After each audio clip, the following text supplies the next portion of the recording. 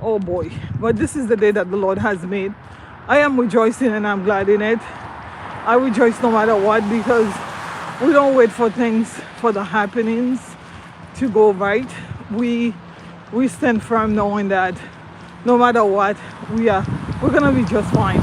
So this morning I woke up and there's a passage in the Bible that I love very much, and the reason I love it is because I grew up in a Christian home as well as my elementary school.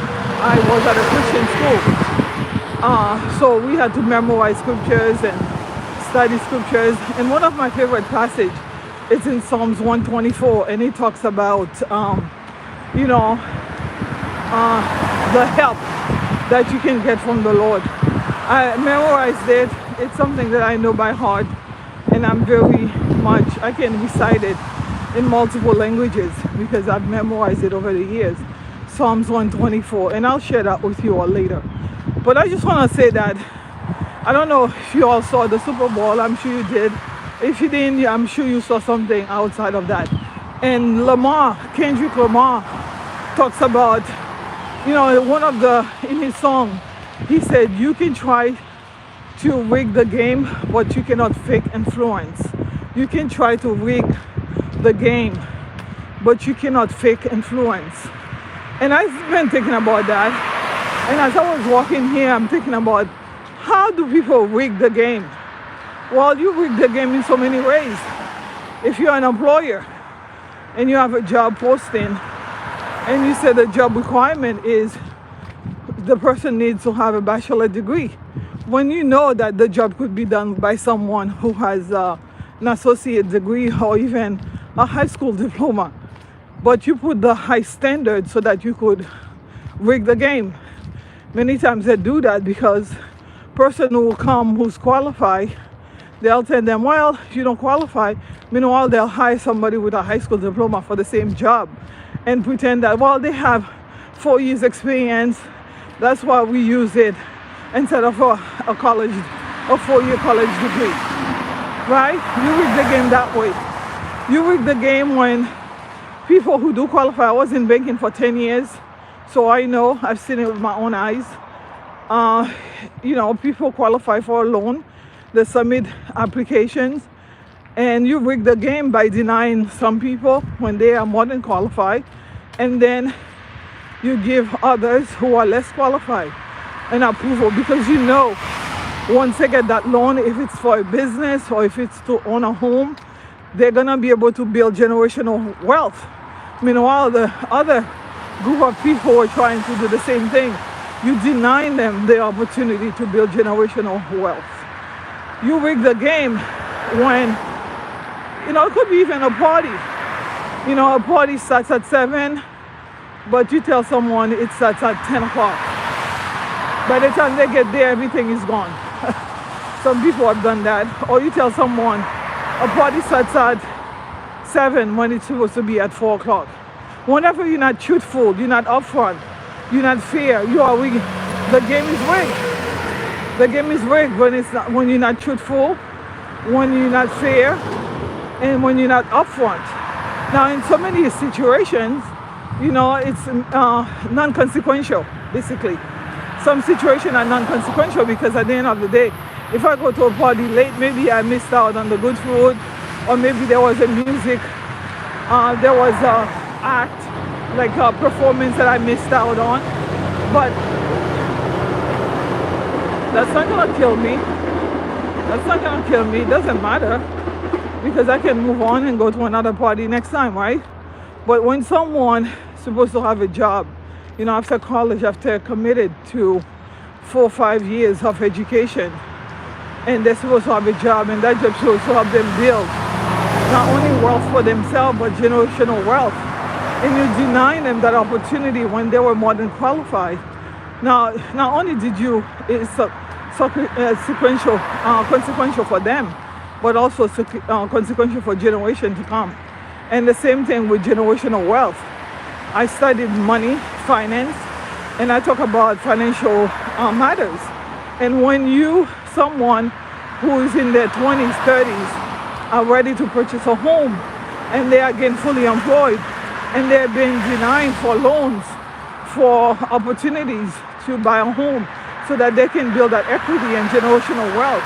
That's consequential because they'll be 50 and still renting. I've met people who are in their 60s still renting, and they tell me, when I was in my 30s, I did go to a bank. I bought all my documentation, and I wasn't sure what I would need to qualify for a loan. But because they lied to me, the game was rigged.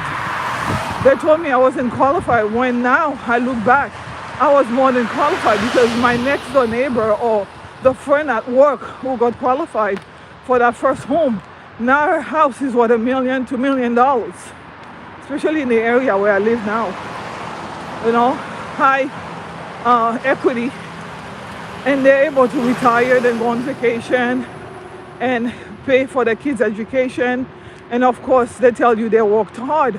But the person, the game was rigged when 40 years ago they were denied, and now they're not able to pay retired, they're not able to pay for their grandkids' education, and they're not able to do the things you are able to do.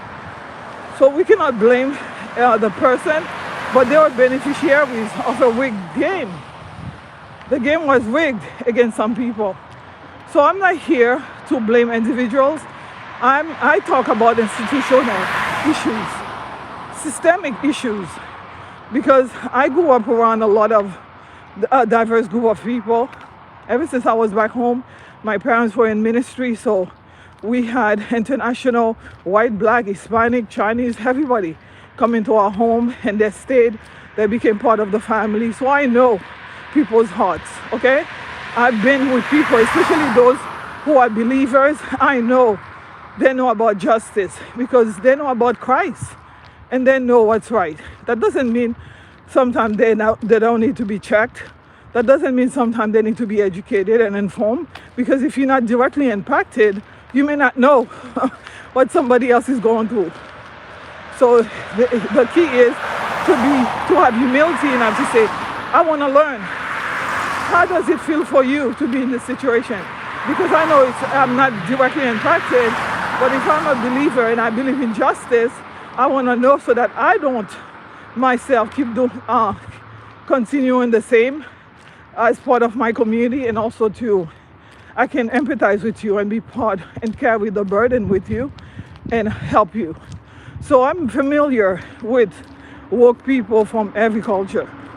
I remember when I was in high school, I have a teacher that I met. She's a Jewish woman, very woke, knew from day one what was up. I've met Irish people, very woke, they know. I've met Italian people, very woke, they know. But I've also met people who just are so oblivious to the pain of what other people are going through. So when you're trying to, when you're trying to explain to them the pain and the hurt and the way the game's been rigged against other people, they personalize it. They think it's about them. They think that you are being offensive towards them. When my friend, I don't talk about individuals because I know enough. I know better. I talk about institutional things. That doesn't mean I'm not going to hold you accountable if you do something, but it's a teachable moment. I'll take the opportunity to educate you. However, if I'm talking about things that I heard in a group of people, segment of the population, and you feel attacked, it's because you're not aware, and you do need to be educated. So going back again to what does it mean when Kendrick Lamar said at the Super Bowl or in his music, you can try to rig the game, but you cannot fake influence. For me, influence is the Holy Spirit. Okay? You remember he looked through the camera? Listen, influence is the Holy Spirit. And that's why going back to, hi, good morning. That's why going back to the Psalm that I've learned as a child, that I've memorized, Psalms 124, that talks about, actually verse 8. It says, our help is in the name of the Lord, the maker of heaven and earth. Our help is in the name of the Lord. Now, when I talk about Christianity or talk about God, people think that this is like some sort of, passive faith. You just sit there. My help is in the name of the Lord, and I don't do anything. I'm a fighter. Okay? I'm a fighter. I fight because I believe Jesus was a fighter. Jesus was a community organizer. He was a very progressive person. When he saw injustice, he would speak against it and he will do something about it. He will give you the strength. He will give you the wisdom. He'll give you the knowledge, but he's not gonna do it for you. He said, I'm the help. I'm here to help you. Help yourself. You gotta help yourself too. So my Christianity is not passive. It's very active. I'm able to speak truth. I speak truth to power because I know the truth, and the truth shall set you free. I am one of the most impacted, and when I'm impacted, I gotta speak it, right? So I would encourage you today, if you are someone in a position to help in this nightmare that so many people are dealing with. Some people say, well, it was 20, 40 years ago. Listen, the game is rigged because some people are 400 years behind. Okay? Some people are 400 years behind. And they try to run as quickly as they can to get to the front of the line. The game gets changed. Okay? I know some folks, your great-grandparents couldn't go to school.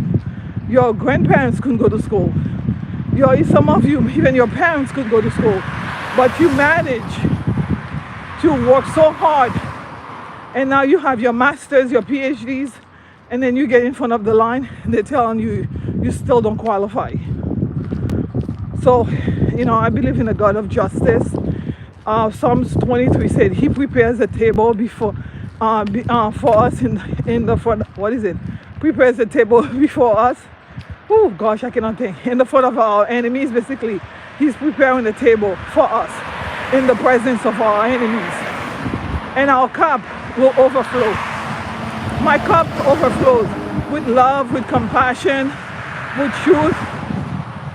That's what I've always wanted anyways, because I'm not interested in the things. I'm interested in things that cannot be stolen. Love cannot be stolen. Compassion cannot be stolen. Patience cannot be stolen. And love for neighbor cannot be stolen. You have a house, they could steal it. You have, money in the bank, they could steal it. You have a car, they could steal it. They could find ways to create, to steal it. But what I have cannot be stolen. So I am very grateful for that. So I would hope that today, if you are someone who is in a position to do what's right, you will do what's right, and you will not continue with the rigged game, but you'll give everybody an equal opportunity to materialize, to maximize their own potential, and that your life will be one that exemplifies fairness, kindness, and goodness. Yeah. So our help is in the name of the Lord, the maker of heaven and earth. This morning I woke up, I posted that on my social media page, Facebook page, and I was like, yeah, my help. Not at my everything, he's my help. I'm supposed to do something. He's helping me, okay? My help is in the name of the Lord, the maker of heaven and earth. And he's gonna help us to think. Wisdom comes from God. Knowledge comes from him. Love comes from him. So I want to have all those things so that I can go out there and be like Christ. So, yeah, they can try to rig the game. They can try to rig the game, but they cannot fake influence. I have influence from above, and they cannot fake it. Because if you don't have it, you don't have it, okay? But if you have it, everywhere you go, people can see it, and folks will be drawn to that. And you'll make a difference. You'll impact the world and make this world a better place. God bless you. Love you. Yeah, it's cold. It's cold again. Hopefully we'll get nicer weather soon. But yeah, this is the day that the Lord has made. I am rejoicing and I'm glad in it. Hope you are